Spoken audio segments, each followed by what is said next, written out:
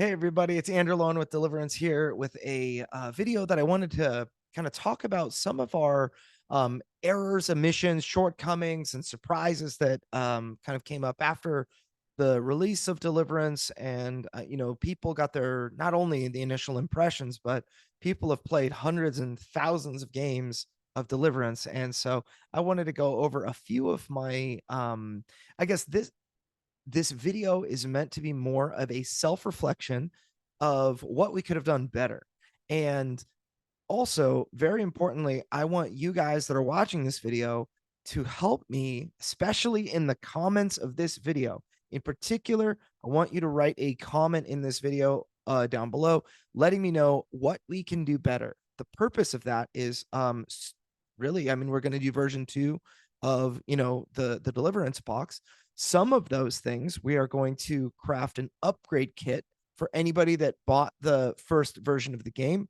It's going to be a very inexpensive upgrade kit to get you all of the, if there's any, like, for example, one obvious thing that we're going to upgrade is the Hateful Fiend card, the character card. There's an error on there that's big enough that I think it needs to be upgraded or in the upgrade kit.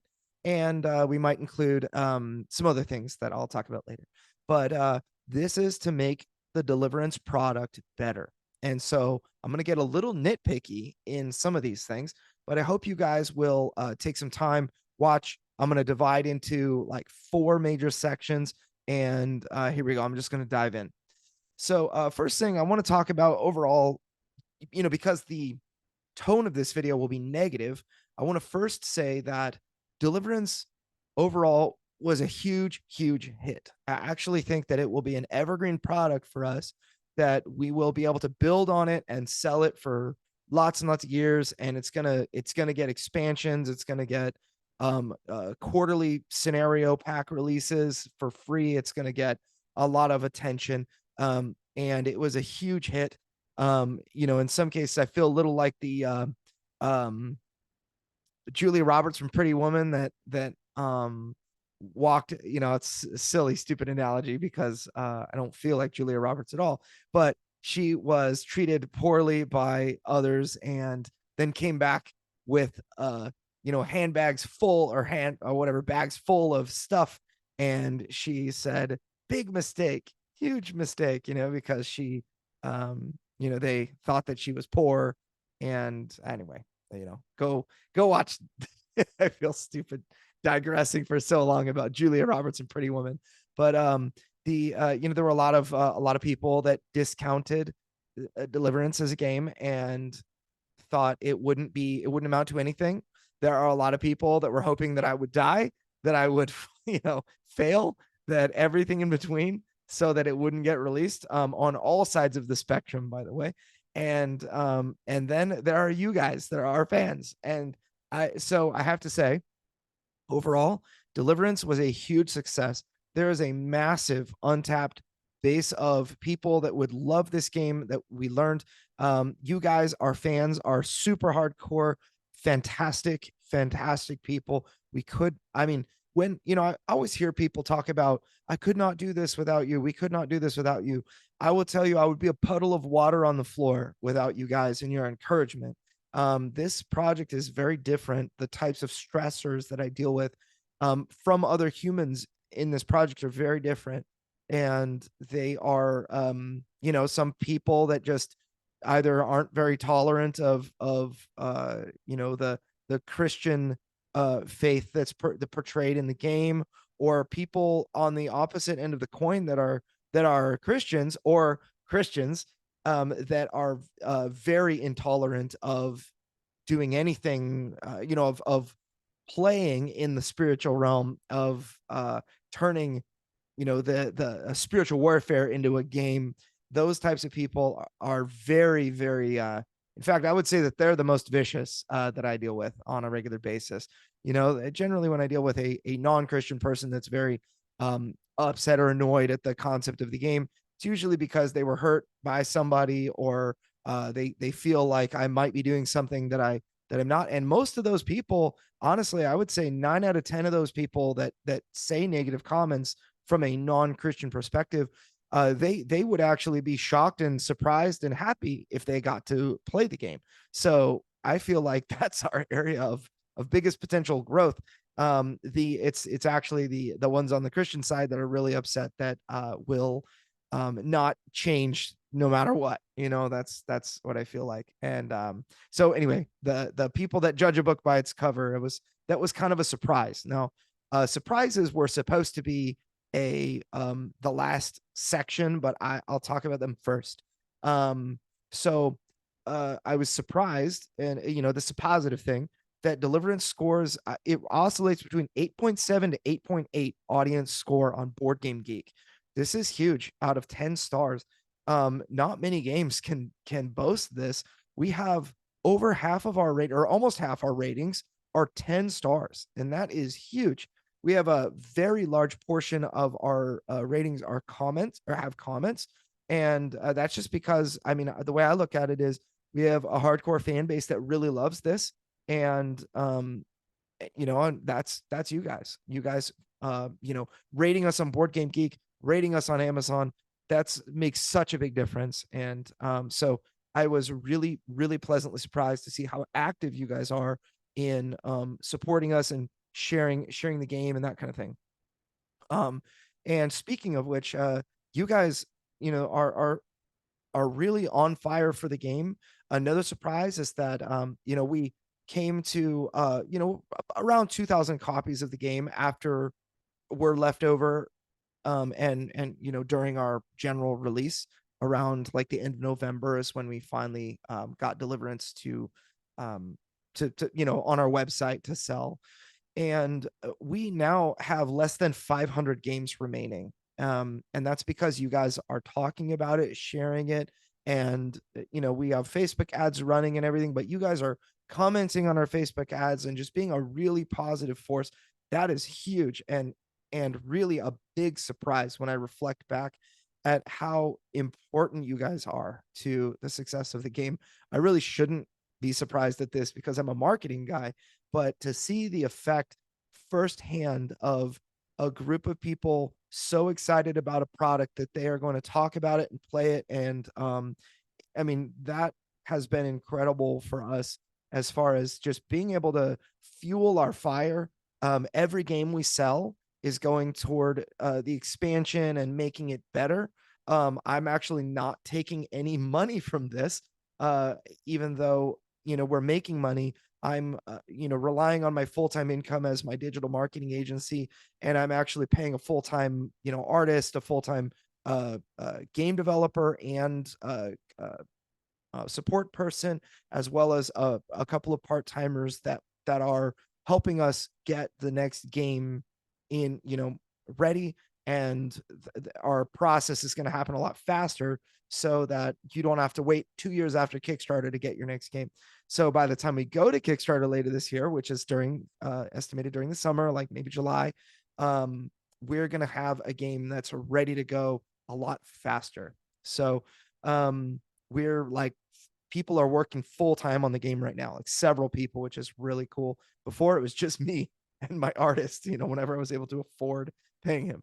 So now the last thing that was a surprise was that Deliverance, I felt Deliverance was it's a hobby level game, and it's very complicated especially for non-gamers. But in the hobby space, it's actually not too complicated. So I was pleased to see that everybody felt that way too, that you all thought that the game wasn't too complicated. It was amazing news to hear that from you after you actually got it in your hand. But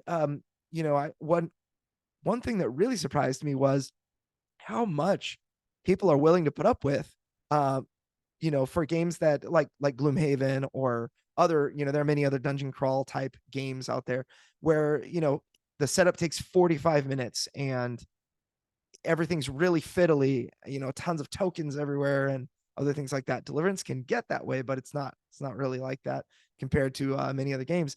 But the level of which people are comfortable with fiddliness, if the game is really good, they'll work through the fiddliness. And that was kind of a surprise to me, and may inform some of the direction that we go down the road.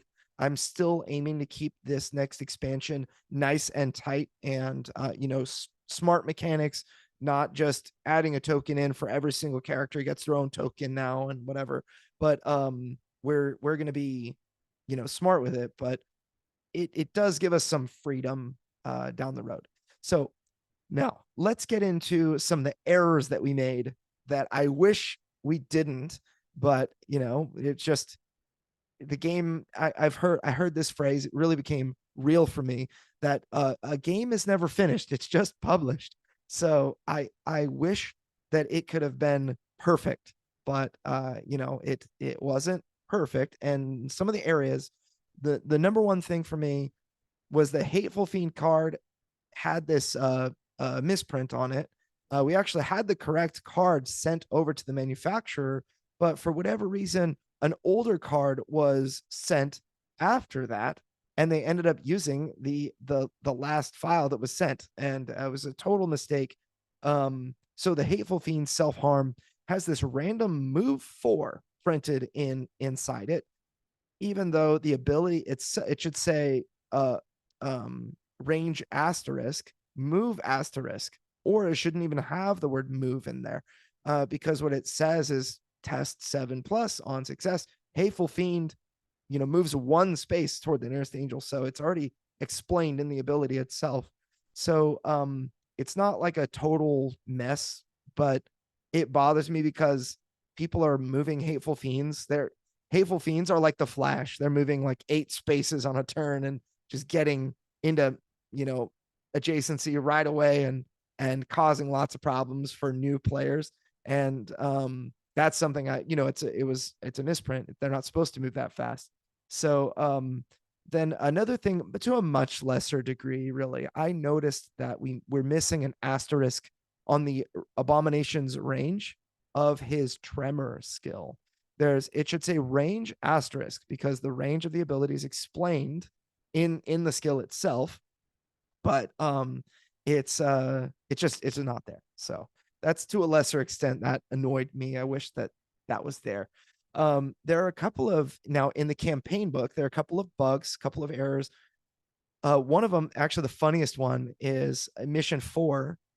And this might be a minor spoiler for you guys, so I'm going to try to avoid story spoilers and that kind of thing during this video. But in mission 4, there's a fallen prince that you're fighting, and so the rules are that they're going to do their actions, but they're going to use a particular action that ends up like pulling you toward them. And they're not going to do anything else until you enter the tile in which that prince is standing. Then they're going to fully activate and do all they have the option to do all their things. Sardius players can actually pull that fallen prince off of its own tile and basically break the game where the prince will only pull you toward him. I find that to be very funny. But it's just one of those things that, oh, my son's in here with a ukulele now. So it's just one of those things that is a bug, and it was kind of a hilarious thing that certain Sardius players were like, what do I do if I never enter that tile? So that's a little bug. Another little bug would be mission 1. You place 1 darkness card on the darkness track to track how many rounds it's been. And if the darkness track ever gets to 5 cards, you lose. It's on the very first tutorial mission. And players are like, well, can I just pray and cast down the darkness? And the intent is no, but I mean, they kind of can, because the darkness cards are there and you can cast down darkness. So what I should have done is used a round tracker or put a tracker on round 5, something like that, similar to what we're actually doing now in our scenarios. So when we go back, that's definitely going to be something that we change. Last thing, in the campaign, there are a few little things where if angels are defeated, the Heavenly Gates tiles are placed in very inconvenient locations, or they're entirely off the board. So, when you revive a character, you revive in the middle of nowhere and you can't get back into the battle. So, there are a couple of, and the intent is that you would revive in the place that you originally spawned, which is on the the church or whatever, so that's something that we'll need to clarify, or just, move the heavenly gates to a place where you can actually respawn there, so that the rules aren't, so we don't need some extra clarification. So now the last error, this is a straight up error that I wish I didn't make, was everybody who bought the acrylic standee upgrade. First of all, that upgrade's awesome, and it's totally sold out now. I I'm definitely gonna make more of it next time. Um, we left. So there's in fact, I have it right here. I have my Deliverance box right here. So we have this do not open this box until the campaign book instructs, and we spoiled the one of the bosses in that box in our acrylic standees. I did not cover them in the acrylic standees like I did in the actual game. So some players knew who that boss was far before they should have. And it's not like the craziest spoiler. It's not, I think, the coolest thing in the box that when you open that box, it's not the coolest thing. However, it is a really cool thing that I don't want spoiled.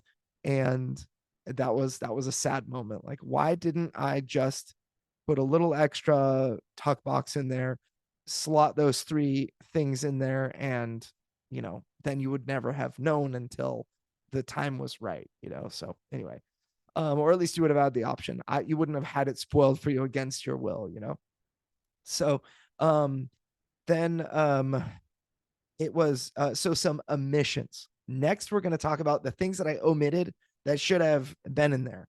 So the rulebook clarity. So I'm going to talk about the rules and the rulebook. This is really kind of the section for the rulebook. Some deluxe components. So the first thing is, some deluxe components were made standard late in development, like right before we delivered, and that caused, I didn't address some of those things in the rulebook. One of the common ones is the health dials. The health dials were meant originally to be a deluxe component that we decided to just standardize because they were all able to be printed on the same sheet. And the only extra expense was what we call rivets, the plastic rivets that piece the dial together. Those were like an extra, 12 or 20 cents. It increases the cost of the game by 50 cents to $1 at the end of the supply chain. It's just $1 more of cost, and so 15 to 20 cents for these things. That's really not very much, and it really upgrades the quality of play quite a lot. And so we just decided that that's going to be a standard thing that we offer. However, we never really talked about that in the rulebook. We didn't address that you get a certain number of health dials and plastic rivets. You should have 4 health dials for angels and 1 health dial for fallen prince. That's not something that we talked about. And where that became confusing was when players would set their health to the maximum and then, tick down the health dial for each point of damage they've taken. That's not a problem until you get some heavenly treasure that boosts your maximum health. Now, the way that I intended it was that you would track damage that you've taken. So your health dial would start at 0. It's more like a damage dial. And then you would tick it up every time you take damage. When you get a heavenly treasure and you're tracking the amount of damage that you've taken, you actually gain health. When you track how much health you have remaining and you gain maximum health, you need to heal damage equal to the amount of hearts that you have on that heavenly treasure, or it's not, or you're playing on a higher than intended difficulty. So that clarification and other small little clarifications like it would have been useful to put in the rulebook. Now, the second thing related to the rulebook, I have it listed in my notes as Rulebook Clarity number 2. The advanced and more like nuanced clarifications were not addressed in great detail in the rulebook. The reason for this is because I was too worried about a long rulebook. We have a 32-page rulebook that's oversized, and you have to add in fours, so 32 pages, 36 pages, 40 pages, that kind of thing. So that was a kind of an intimidating thing to me to have a large rule book anyway. It's one of the big hangups for me is like, when I'm playing a game like Lord of the Rings, War of the Ring, up there. If I don't know if you guys can see it, I'm not looking at myself when I'm talking. Um, that has like a 50-page rule book, and it was a tough thing to get through, and it made it so that I didn't want to play that game. Like, I mean, I did, but I just, like, even now I have to refresh myself on the rules to play it, and it's a scary thing because the rule book is so big. I didn't want Deliverance to be like that, so it was purposeful. But I think that overall it was a mistake. We could have added 4 more pages to the rule book and then gone through some things like some specific clarifications. One of the big ones is in relation to movement, adjacency, range, like simple questions like when a cruel archer moves and stops in his ideal range, he fires at me. What if 2 targets are equally far apart? What if moving to 2 different spaces that are the same distance toward the target, but one of them is next to a saint and the other one's not? How will they move then? And other kind of, I feel like edge cases, I undervalued how important that was to address. And so it was on purpose, but I think overall it was a mistake. We could have balanced a little bit better. So I could have gone to 36 or even 40 pages. I don't think that it would have been horrible. Now, there are, on our Discord server in particular, that's like where to go to get rules questions answered.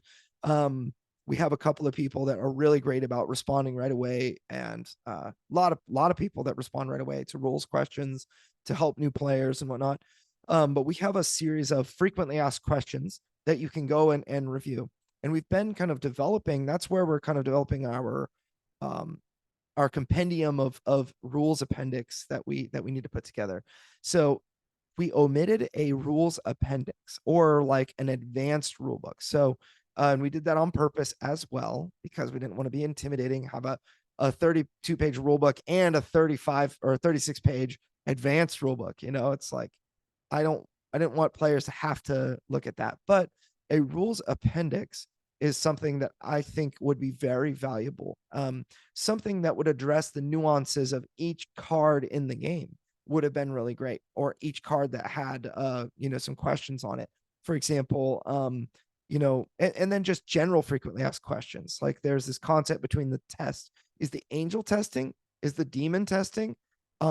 Is the narrator testing? So we have this concept that we use now called the narrator. So whenever it says test 7+ on a darkness card, then the angel's not testing and the demons aren't testing. So things like blessed and cursed are not going to affect you, but you're still testing. And so the narrator is what we call how we refer to it is doing the test. So the narrator is not affected by boons and afflictions or anything like that, and it helps for clarity's sake to see who is doing this test, right? So things like that, individual talents and how they work. There are certain question marks, that people, or questions people have related to particular talents, like lava burst was asked the other day. Sardius's lava burst, it becomes something you can play anytime, but you've still got to pay its cost. If you play it during your turn, its cost is an action and a courage. If you play it outside of your turn, you still have to pay the courage, but lava burst makes it clear that you can now pay 1 health instead of the action. If it's outside of your turn. Very, very powerful card, but it would help to have that clarification for players. Even if it was written in small print, to have a rules index that went over each of the 15 talents and maybe gave you a tip about how to use them or that kind of thing.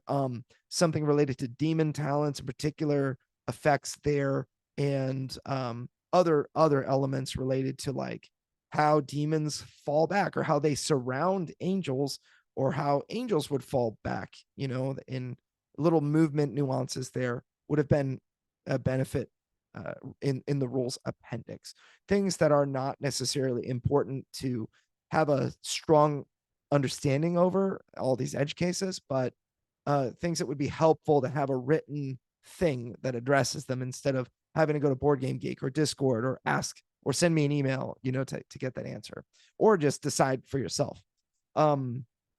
So, and that brings me to the last thing that I wanted to talk about, which was our shortcomings. So, related to what I just talked about, I underestimated the number of people that wanted, like, how much people wanted to be told exactly what to do, versus, experience, the edge case or whatever during your game, and then decide for themselves. So we put some golden rules into the rule book, where it was like, um, you know, interpret the rule, this, like, if all else fails, interpret the rule in the way that makes the game the most fun for players. And that's something that I think is something that I found very, very commonly in Deliverance plays, where people would want to interpret the rules in a way that um, just was the most fun for the table. Now, what I found in games that that were, most of the games that I played, when this would happen, I would I will add that certain people would misinterpret rules on purpose to benefit them. It's like because they like to win. Um, those people would oftentimes not read closely enough, and then they would say, I deal 5 damage, I'm going to deal it to the demon across the board. And it's like they didn't look and see that the range was 2 or whatever. So those people oftentimes have to get restrained, because they want to win. But I think that when you're playing games outside, just in your homes and at conventions with friends and that kind of thing, that type of stuff is mediated, by the whoever's running the game. It's like, no, you can't do that or whatever. That's something that players moderate themselves. And I thought, I won't have players to moderate. I must put golden rules in and then it'll be fine. But actually, the I would say the majority of the people that play Deliverance, that own Deliverance, want to play it correctly. So they want to know, how does this rule activate? And so, um, I guess a shortcoming was that I failed to address the crowd, or really to think enough about the crowd that wanted to know what the correct rule was. They just wanted the correct rule interpretation. I thought, okay, if there are any of those, I can address them over here or there. And that's something that I felt like, I really could have done a better job. So there's one other thing. Well, there are a couple of things, but one related to the solo mode. The solo mode and the Intercessor, that didn't have enough clarification around, how to, not only how to play, but the nuances of the Intercessor. I think are, a lot of people felt like the Intercessor is too weak, and the solo mode, it really, in actuality, it's just a different. It's really is enough of it is different that the challenge is too high for people that are not used to playing it. So, when you only have 1 angel on the board versus 2, you can no longer share damage, and a lot of damage is coming at you. So if you even move into the wrong area, you're getting demolished in solo. If you move into the middle of all the cruel archers, they're all hitting you and you're just doomed. But you can do that in 2-player, and if you both move, then you're each splitting damage and it's not as bad. So the Intercessor really does a lot to highlight an individual angel's awesomeness, and it helps you to just really kind of overcome in a different way, which wasn't really explained very well. And I think that in the future we're gonna talk about the solo modes of play to give people a 2 angel game, and a recommendation for, if it's your first solo game or first few solo games, play with 2 angels, experience more of the characters, and have decide which character is really fun. And then when you decide on a character that's awesome, you can solo with that character using the Intercessor. And here are a few of the things that you'll want to be prepared for. Like your movement is going to be more important, and so on and so forth.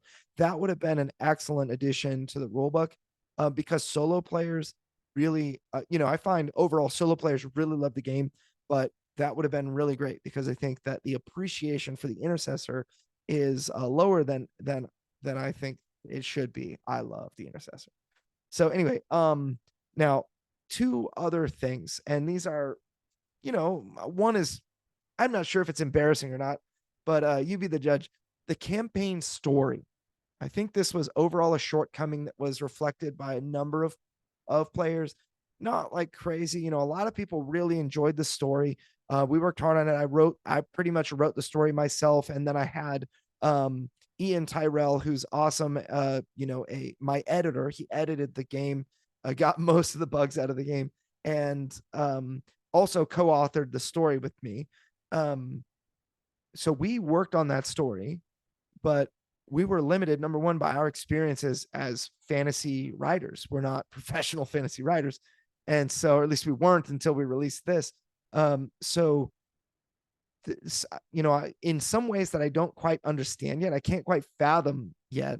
There are certain people that felt like the story was just not on par with certain games. I think some of the greats, games like Tainted Grail, Awaken Realms games, they have incredible story. And there are others, but the story, I think, could be leveled up. This is definitely one of the areas that I'm going to be looking at, maybe even revising the story, maybe even in the future releasing something that's longer, that kind of features the story of the campaign in a longer format. So I'd like to do that in the future. The last shortcoming, I think, again, I'll go back to the rulebook. I think the rulebook is probably the most important piece in any game, especially on Kickstarter. It's, whenever you get a game from Kickstarter, oftentimes the rulebook is terrible. I'll say that I think our rulebook was really great for because everybody was able to teach themselves the game and actually play and have fun. It's the most important thing. Now, certain nuances, sometimes people would experience an edge case in their very first game, and the rulebook wouldn't answer it for them, and they would rate the game a 5 or a 4 or a 6 on Board Game Geek because their first game had a hard question. They decided to play it wrong, and they got obliterated, and they didn't like losing, and so they rated the game low. So that is probably my last, what I would consider, shortcoming. So I'd love to hear from you guys. What, for the sake of making Deliverance better, even if it's a little nitpick. Now, I understand there are going to be maybe like a typo here or there, but things that aren't really, consequential one way or the other. But things that are consequential, they're errors, omissions, shortcomings, and even if you want to share your surprises, like what surprised you about the game, if it's a positive thing, feel free to share that in the comments below. I really will. I will be referencing the comments in this video in the future. It's going to be one of the areas that I come back to when it's time to actually piece together the rules appendix to revise the rule book. This is going to be an important video for that. So if you would please share your thoughts, I would really appreciate it. And, I'm going to conclude the video by saying I appreciate you guys so much. Your prayers, your positive messages, and the things that you share with me. I feel like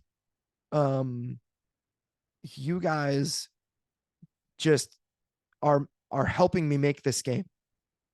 It is very difficult and stressful to make a game like this because there are so many, I don't know, outside strange stressors that aren't normal in game design. So I am walking this strange road where I'm balancing a real world religion with an excellent hobby level board game and mechanics and whatnot. I'm marrying the two of those together with Deliverance, and that makes some people really mad.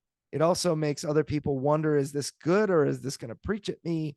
And you guys have really been able to, with with a single kind word, help people understand, oh yeah, this game is good.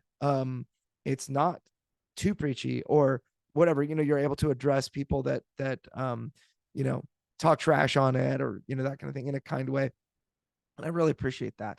So anyway, I will conclude this video now. Look forward to your comments, and I will catch you guys next time.